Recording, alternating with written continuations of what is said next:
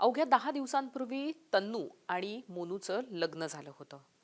लग्नाच्या 10 दिवसानंतर साधारणतः असं काहीतरी घडलं आणि त्यानंतर अचानक सापडला तो मोनूचा मृतदेह.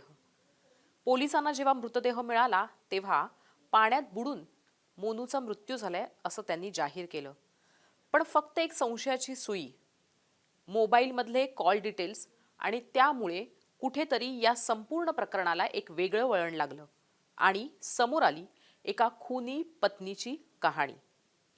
हेच आपल्याला आत्ता या क्राईम स्टोरीच्या व्हिडिओमधनं जाणून घ्यायचं आहे. हरियाणाच्या रेवाडी गावमधली ही घटना आहे. तन्नू आणि मोनूचं लग्न झालं होतं.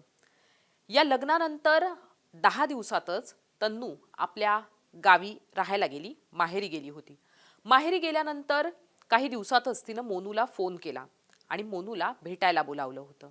आता मोनूला भेटायला बोलावल्यानंतर तिनं त्याला एक अट घातली होती. ती अट अशी होती ते म्हणजे की येताना कुणाला सांगू नको येऊस.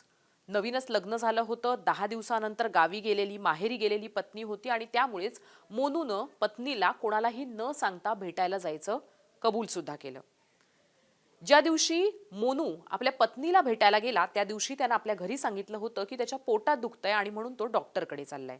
घरातल्यांनी तर त्याला सांगितलं होतं की तू तुझ्या सोबत भावाला घेऊन जा किंवा कोणा नातेवाईकाला घेऊन जा, पण मोनूनं नकार दिला. आणि त्यानंतर मोनू एकटा आपली गाडी घेऊन गेला त्याच्या पत्नीला भेटायला, तन्नूला भेटायला. तन्नूला तो भेटायला गेला खरा, पण मोनू परतलाच नाही. आता घरी कोणाला माहित नव्हतं की मोनू हा तन्नूला भेटायला गेलेला आहे. जो मृतदेह सापडला त्याच्यामध्ये पोलिसांचं असं म्हणणं होतं ते म्हणजे की हा वाहून गेल्यामुळे झालेला मृत्यू आहे. आता याच सगळ्या दरम्यान जेव्हा तन्नू सासरी आली होती, मोनूचा मृतदेह तिनं पाहिला होता, जोरजोरात रडली होती, तेव्हा मोनूच्या कुटुंबियांना तन्नूवर संशय येत होता.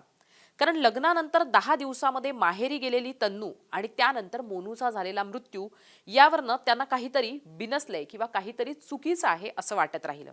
आणि म्हणून त्यांनी पुन्हा पुन्हा वेगवेगळ्या पद्धतीनं खोदून खोदून काही माहिती काढायला सुरुवात केली. इथं पोलिसांनी पोस्टमॉर्टेम रिपोर्ट नंतर मोनू वाहून गेल्यामुळे मृत्यू झालाय असं सांगितलं होतं, पण कुटुंबियांचा त्यावरही विश्वास बसत नव्हता. ज्यावेळेस मृतदेह ताब्यात देण्यात आला होता मोनूच्या कुटुंबियांच्या, त्याच वेळेस त्याची एक कायनेटिक आणि त्या कायनेटिकमध्ये असलेला एक मोबाईल पोलिसांनी सुपूर्द केला होता त्याच्या कुटुंबियांच्या. आता याच मोबाईलची एक गंमत समोर आली होती. या मोबाईलमध्ये कुठलेही कॉल डिटेल्स नव्हते, कुठलाही मेसेज नव्हता, म्हणजे कुठल्याही पद्धतीचं संवाद या मोबाईलमधनं झाल्याचं दिसत नव्हतं.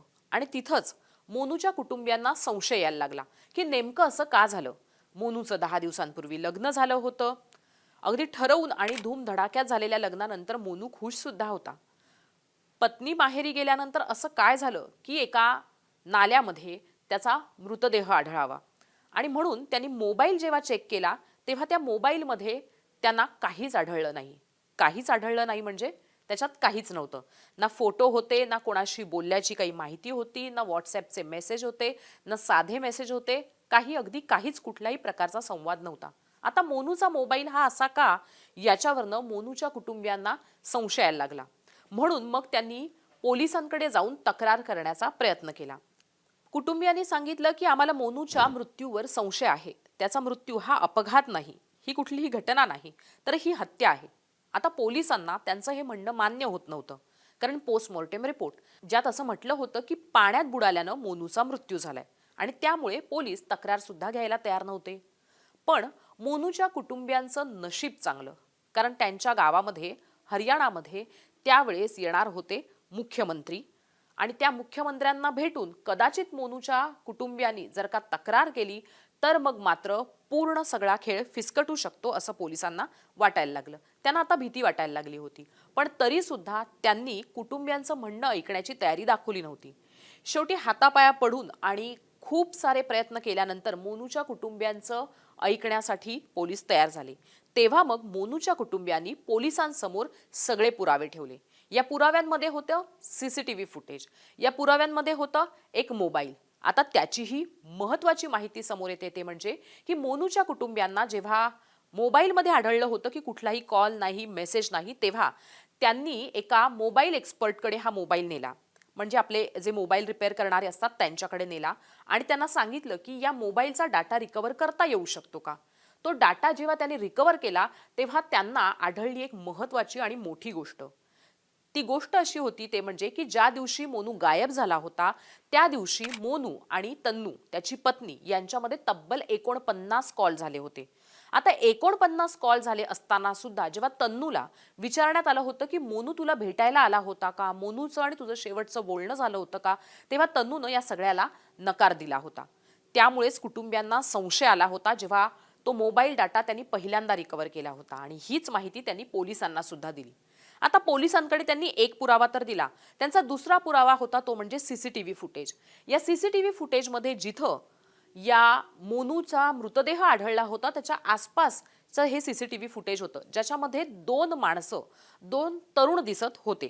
आता या दोन तरुणांच्या माध्यमातनं काय समोर आलं तर कोणीतरी दोघं जण तिथे होते, त्यांनी तिथं काहीतरी केलं, पण नंतर मात्र कुठल्याही पद्धतीचं सीसीटीव्ही फुटेजमध्ये माहिती समोर आली नाही. आता ही दोन माणसं कोण याचा तपास पोलिसांनी करावा असा त्यांचा आग्रह होता, हट्ट होता. पोलिसांकडे सीसीटीव्ही फुटेज आणि मोबाईलची ही माहिती दिल्यानंतर पोलिसांनी सरतेशेवटी मुख्यमंत्री येतील आणि त्यांच्या समोर या सगळ्या गोष्टी आल्या तर मग मात्र आपल्याला ही तक्रार घ्यावीच लागणार आहे हा विचार करून त्या पुराव्यांच्या आधारावर तक्रार लिहून घेतली. कुटुंबियांनी संशय व्यक्त केला तो तन्नूवर, मोनूच्या पत्नीवर. आणि त्याचं कारण होतं ते म्हणजे की 49 फोन झाल्यानंतरही ती महिला किंवा मोनूची पत्नी तन्नू सांगत होती ते म्हणजे की ज्या दिवशी मोनू गायब झाला त्या दिवशी तिचं आणि मोनूचं कुठलंही बोलणं झालेलं नाही. अर्थात संशयावरनं पोलिसांनी पहिल्यांदा तन्नूला ताब्यात घेतलं. तन्नूकडे चौकशी केली. तन्नूला पोलिसी खाक्या दाखवल्यानंतर तन्नूनं मग तिच्या प्रियकराचं नाव सांगितलं, सोनू, तिचा सख्खा शेजारी. या सोनू आणि तन्नूचं प्रेम होतं. तन्नूला मोनूशी लग्न करायचं नव्हतं, पण तरी सुद्धा आता लग्न होणार होतं. घरातल्यांच्या जबरदस्तीपोटी आणि घरातल्यांचं मन दुखावू नये यासाठी तन्नूनं मोनूशी लग्न केलं होतं. पण मोनू बरोबर तिला राहायचं नव्हतं आणि त्यासाठीच तिनं मोनूचा काटा काढायचं ठरवलं होतं. पण यासाठी तिला मदत कोण करणार? अर्थातच तिचा प्रियकर सोनू. सोनूनं तिला मदत केली. पण यात आणखीन एक महत्वाची माहिती अशी समोर आली आहे ती म्हणजे की या दोघांनी मिळून मोनूला ज्या पद्धतीनं मारलं होतं ती पद्धत. जसं पोलिसांच्या पोस्टमॉर्टम रिपोर्टमधनं समोर आलं होतं त्यानुसार मोनू हा वाहून गेल्यामुळे किंवा त्याच्या नाकातोंडात पाणी गेल्यामुळे, तो बुडाल्यामुळे त्याचा मृत्यू झालाय. आता हे असं कधी शक्य होतं? जर एखाद्यानं उडी मारली, जर एखादा पाण्यात पडला किंवा जर एखाद्याला पाण्यात ढकललं गेलं आणि त्याच्या नाकातोंडात पाणी गेलं तर आणि तरच अशा पद्धतीनं बुडून मृत्यू होऊ शकतो. मग इथं मोनूनं स्वतःचा जीव का दिला असावा याचं उत्तर मिळत नव्हतं. तेव्हा मग तन्नू आणि तिचा प्रियकर सोनू या दोघांना समोरासमोर बसवून पोलिसांनी जेव्हा चौकशी केली तेव्हा एक माहिती समोर आली. सोनूनं आपल्या मित्राची मदत घेतली होती, हरिओम प्रसाद असं त्याचं नाव, आणि तन्नूनं या सगळ्यासाठी गुगल केलं होतं. यातनं त्यांनी एक अशी पद्धत शोधून काढली होती मोनूला मारण्याची. ती म्हणजे की मोनूचं नाक आणि तोंड हे गच्च धरलं हरिओम प्रसाद आणि सोनूनं.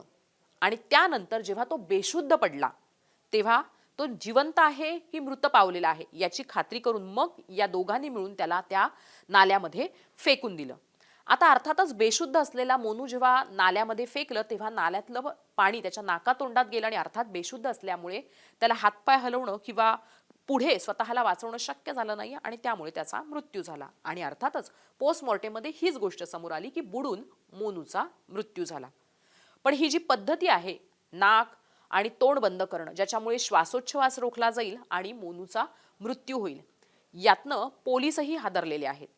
या माध्यमातून खरं तर कुठलाही म्हणजे खून करण्याचा किंवा मारण्याचा कुठलाही पुरावा तन्नूला आणि सोनूला सोडायचा नव्हता, म्हणून त्यांनी ही मारण्याची नवी पद्धत शोधली होती आणि त्यांनी हरिओम प्रसादची मदत घेतली होती.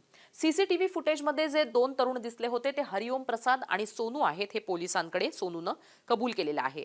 आधी तोंड दाबून नाक दाबून मोनूला बेशुद्ध केलं आणि मग त्याला या दोघांनी त्या नाल्यामध्ये फेकलं. त्यानंतर त्याची जी कायनेटिक किंवा त्याची जी गाडी आहे, जी स्कूटर आहे, ती तिथंच ठेवली आणि त्यात त्याचा मोबाईल टाकला.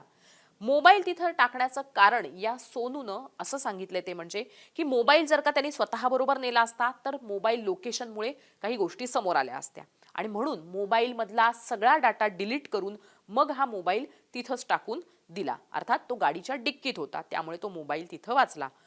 तो मोनू बरोबर पाण्यात फेकला न गेल्यामुळे सुद्धा त्या मोबाईलमधला डाटा रिकव्हर झाला किंवा मग तो मोबाईल वाचला होता आणि पोलिसांच्या हातात लागला होता. आणि त्याच मोबाईलमधल्या डिलीट झालेल्या फोन कॉल, मेसेज आणि इतर सगळ्या डिलीट माहितीमुळेच मोनूच्या कुटुंबियांना संशय आला होता की हे असं नेमकं काय घडलेलं आहे. मोनूनं जर का आत्महत्या केली तर मग हा सगळा डाटा त्यानं का डिलीट केला असावा, या संशयापोटी मग त्यांनी पुढची सगळी माहिती घेतली, जी त्यांनी पोलिसांसमोर ठेवली. आणि त्यानंतर पोलिसांना सापडला एक प्रियकर, ज्यानं आपल्या प्रेयसीच्या प्रेमाखातर हत्या केली तिच्या झालेल्या पतीची, आणि एक खुनी पत्नी जिनं आपल्या प्रियकराबरोबर राहण्यासाठी आपल्या 10 दिवसांपूर्वी लग्न झालेल्या पतीची हत्या केली होती. पण हे प्रकरण इथंच थांबत नाही. ही हत्या केल्यानंतर ज्यावेळेस मोनूचा मृतदेह आढळला होता त्यावेळेस रडत रडत तन्नूनं तिथं सासरी मोठा हैदोस सुद्धा घातला होता की कसं नशीब फिरलेलं आहे, कसं देवानं आपल्यावर अन्याय केलेला आहे, आपल्या पतीचा मृत्यू झाला, अवघ्या 10 दिवसात आपल्याला पतीला देवानं हिरावून घेतलेला आहे, वगैरे वगैरे बरंचसं ढोंग हे तन्नूनं तिथं केलं होतं. पण कुटुंबियांना यामुळेही संशय आला होता, ते म्हणजे की जर तन्नू आणि मोनूचे ज्या दिवशी मोनू गायब झाला त्या दिवशीचे 49 कॉल झाले होते, तर तन्नू का नाकारत होती की तिनं मोनूला भेटायला बोलावलं होतं. यात आणखीन एक महत्वाची गोष्ट आहे, ती म्हणजे की मोनू ज्या दिवशी गायब झाला होता त्याच्या काही दिवस आधीच त्याचा पगार झाला होता. ही अट देखील तन्नूचीच होती की पगार झाल्यानंतरच मोनूनं तन्नूला भेटायला यायला हवं. आता मोनूला असं वाटलं होतं ते म्हणजे की नवी नवरी आहे, काही दिवस दूर राहिलेली आहे, त्यामुळे ती लाडात आलेली आहे आणि म्हणून पगार झाल्यावर पगार घेऊन कुटुंबियांना न सांगता तो तन्नूला भेटायला गेला होता आणि तिथंच त्याचा घात झाला होता. हे पैसे अर्थातच तन्नू आणि तिच्या प्रियकर सोनू यांना काढून घेतले होते आणि नंतर त्यांनी त्याचा वापरही केला होता, अशी सध्या पोलिसांकडे त्यांनी माहिती दिलेली आहे. एकूणातच साधारणतः 49 कॉल जे डिलीट झाले होते त्याच्यामुळे तन्नूचा हा डाव उधळला गेला. सोनू आणि त्याचा मित्र हरिओम प्रसाद यांनी तन्नूला मदत केली, पण चुकीच्या कामात मदत केली. तन्नूला मनाविरुद्ध लग्न करावं लागलं म्हणून तिनं मोनूचा जीव घेतला, पण अत्यंत भयानक पद्धतीनं तिनं हा जीव घेतला. अर्थात या सगळ्यामध्ये ज्या पद्धतीनं माहिती समोर आलेली आहे त्याच्यानुसार आता सिया असेल किंवा मग रुबी असेल किंवा मग आणखीन सोनम असेल, यांनी ज्या पद्धतीनं आपल्या पतीला, आपल्या प्रियकराला मारलेला आहे त्याची वेगवेगळी पद्धती समोर आलेली आहे. पण त्यातली सगळ्यात भयानक अशी ही पद्धती असल्याचं जे क्राईम रिपोर्टिंग करतात त्यांचं म्हणणं आहे. आणखीन एक माहिती एका खरं तर क्राईमच्याच चॅनलनं समोर आणलेली आहे, जी महत्त्वाची सुद्धा वाटते मला.